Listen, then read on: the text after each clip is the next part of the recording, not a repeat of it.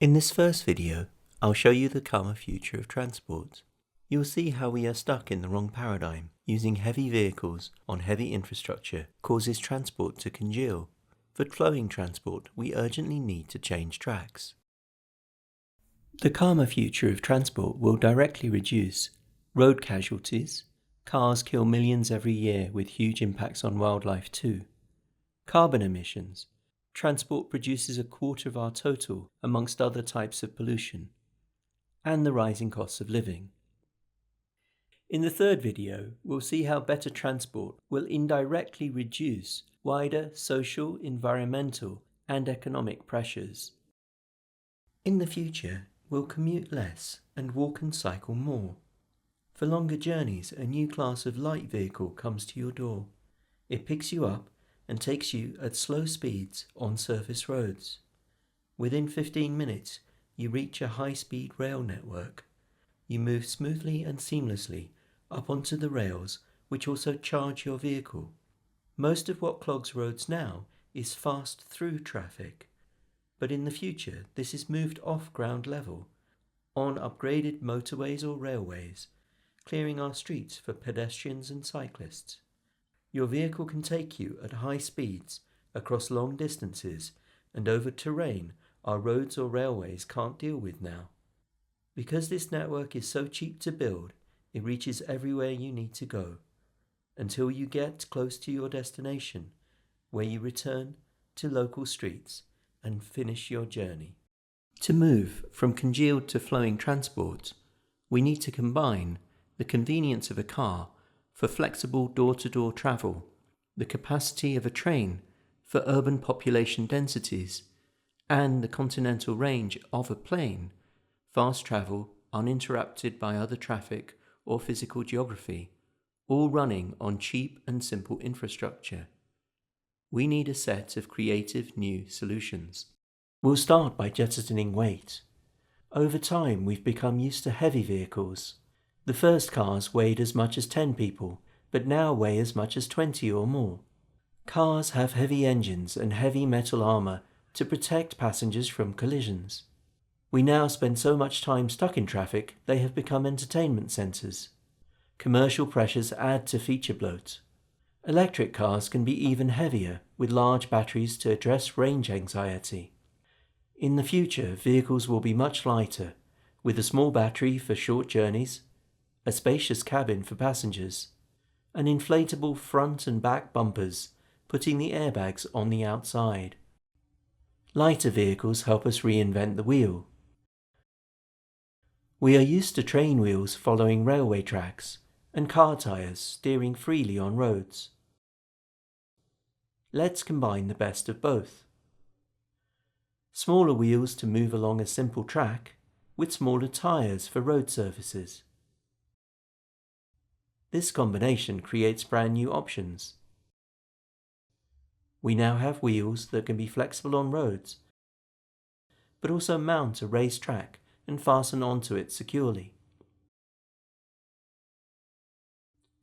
We can adapt existing mechanisms to do this, such as from roller coasters. Light vehicles with new wheels let us unlock a dimension. The weight of vehicles has a subtle impact. It flattens our complex transport needs into 2 dimensions at ground level. We don't just get stuck in traffic, but we are traffic, getting in each other's way. It is possible to build graded infrastructure, adding a vertical dimension with tunnels, bridges and expressways. But this is expensive because vehicles are so heavy. We have centuries of experience building elevated structures. In the future, fast-through traffic will be raised off ground level. To build a cheap elevated network, we need solid-state rails. Rails are only useful if you can change tracks and go to different places. This is usually done with heavy switches moving the tracks around. Monorail junctions are especially rare, being heavy, slow and expensive. Instead of moving the rails, we're going to switch wheels like a skater using both feet. The wheels that steer on roads can lift and swivel over the tracks and attach to one nearby. Without moving parts, these tracks will be simple, silent, cheap, and easy to maintain. Moving goods and cargo is vital for our transport networks. Like passenger vehicles, unloaded trucks are surprisingly heavy. This is also true of shipping containers. Containerization revolutionized freight, but smaller pallet-sized units make more sense. Like moving from analog to digital signals, our networks work better once we separate large loads into smaller units carried by small, light vehicles. Traveling at speed on controlled flight paths above ground level, the shape of the vehicle will create aerodynamic lift, like a wing. In a real sense, this cargo is not just moving fast, but flying low. Multifunctional wheels moving between static rails are a genuinely new solution. They will work on both roads and on rails. Rotate to steer, lift and lower, and fasten onto tracks securely.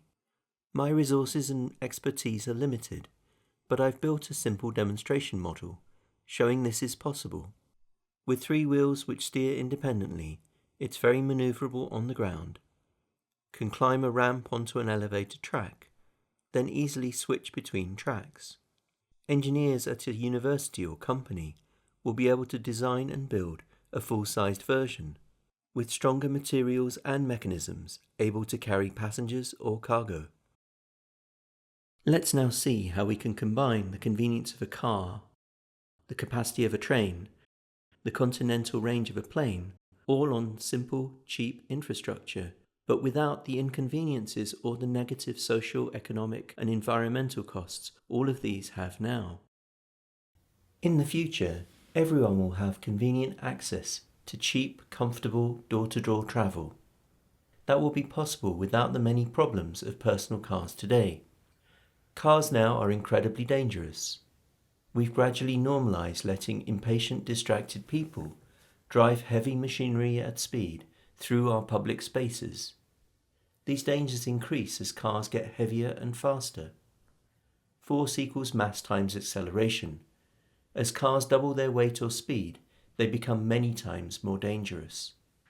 Car manufacturers are in an arms race, marketing larger, more dangerous vehicles for drivers to feel a little safer themselves while making everyone else more unsafe. Over the last century, cars have completely transformed our basic experience of city streets in hostile and threatening ways. Autonomous vehicles won't solve traffic problems on their own. Their champions imagine a world of fast-flowing, unstopping vehicles. What would this be like for a pedestrian trying to cross the road? I've recruited thousands of gig economy workers in Nepal and Kenya to train machine learning models for autonomous vehicles. Our crowded streets are simply too complex and unpredictable when travelling at speed. The underlying conflict is between people using local spaces while other people try to move across them, all at ground level. So the real solution is to move through traffic above or below local users. It is then free to pass quickly and safely without impacting life on the ground. Cars at ground level would travel short distances at limited speeds and only need simple sensors. Vehicles at ground level will travel short distances at slow speeds, only needing simple sensors to operate safely. They are very light with airbags front and back and pivot-on impacts, minimizing the forces in any rare collisions. At higher speeds, grade-separated solid-state rail networks create static flight paths for fast, controlled, safe travel.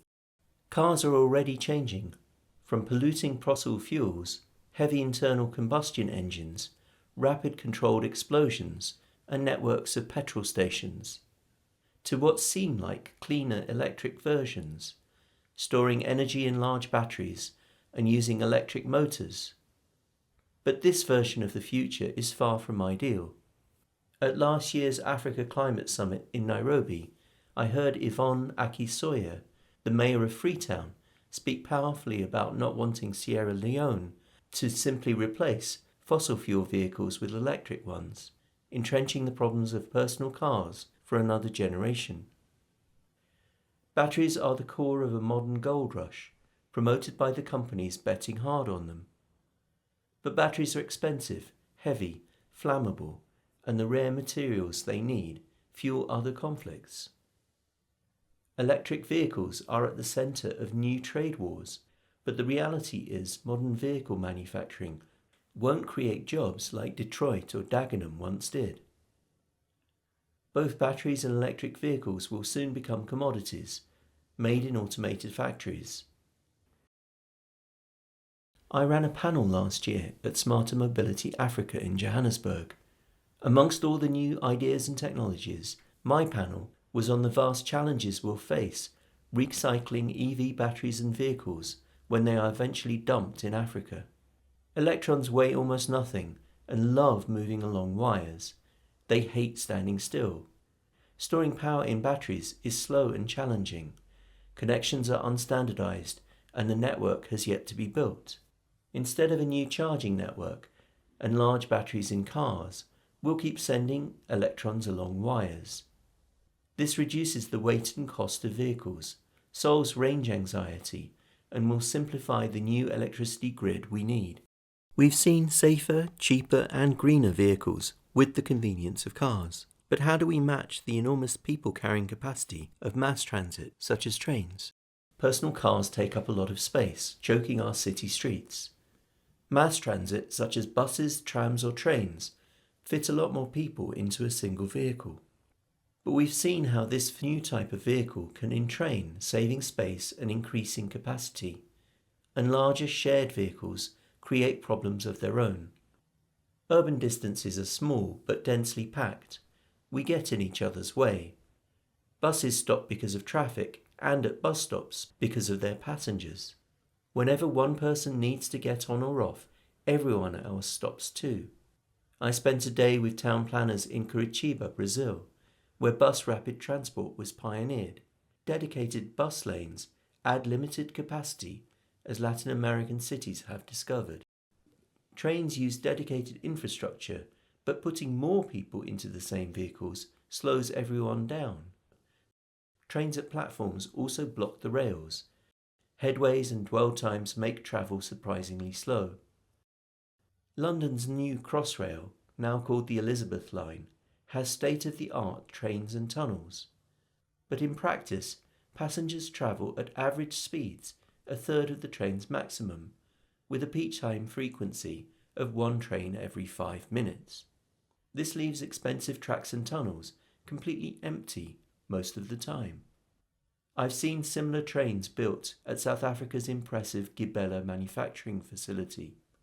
High-quality engineering on a vast scale, but at the end of the day, trains are basically just large tubes with seats. In the future, our road vehicles are also small train carriages. Smaller vehicles dynamically form continuously flowing trains. Upgraded stations and platforms are far more efficient, reducing journey times and increasing capacity. Upgrading stations in this way solves two other problems with public transport. First and last mile issues of getting to the closest transit stops are dissolved by small road vehicles. Stations also create frictions as we move in and out of them and wait on platforms. This slows travel and creates barriers for many types of passengers. Instead of people changing vehicles, in the future our vehicles will be multimodal, transferring smoothly between different types of infrastructure. How can the convenience of door-to-door travel and the capacity of mass transit combine with the continental range of a plane? Flying is still seen as the most glamorous form of travel, but if you fly regularly, you'll know it is not at all convenient or comfortable. Simply getting to airports and then boarding add friction and delays. There are often over 5,000 domestic flights in the air over the continental United States, with an enormous impact on global climate. Other large countries and regions are copying this model for lack of better alternatives. High-speed rail networks are too expensive to be more than aspirational. But when the road vehicle picking you up from your door is also a high-speed train, you don't need airports. Short flights are quicker over land, even at maximum speeds less than flying. and use much less energy too. We focus so far on vehicles, but it's the underlying infrastructure that creates the largest costs and offers the biggest opportunities. Roads and railways need exclusive use of land, vast resources to build, are environmentally damaging, and limited to fairly flat ground.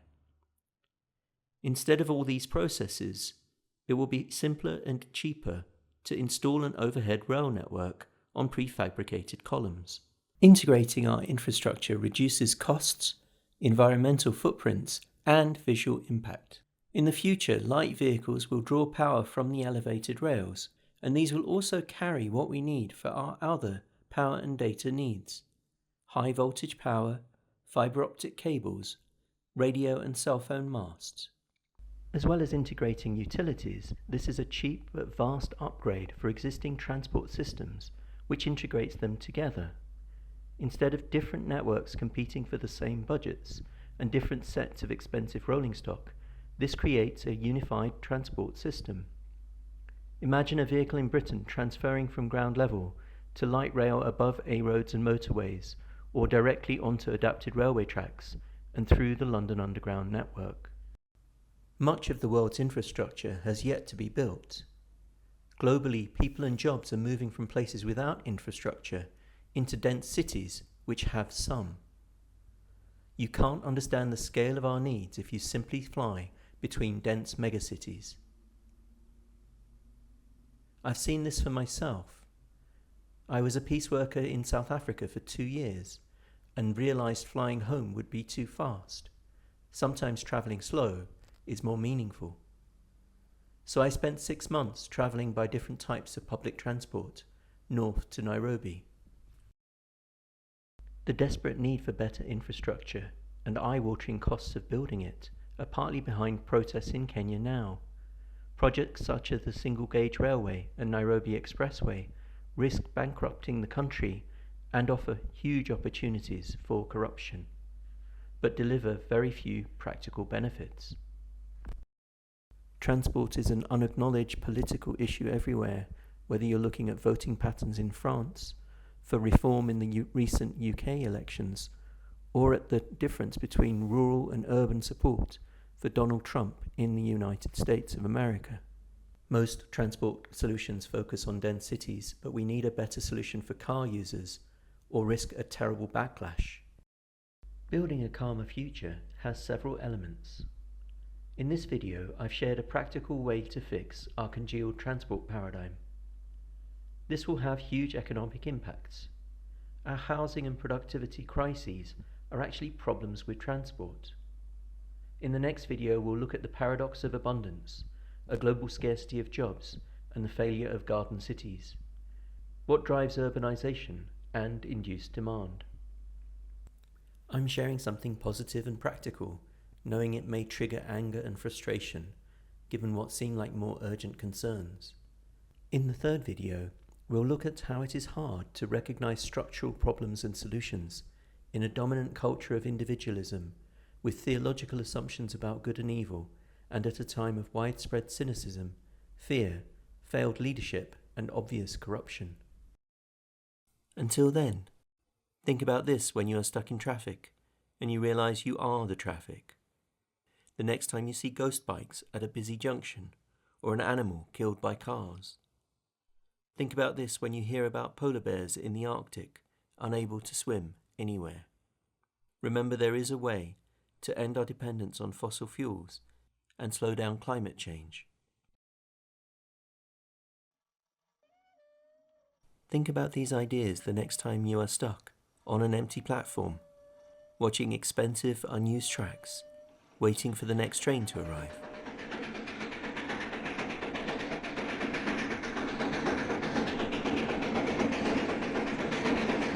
A different future is possible.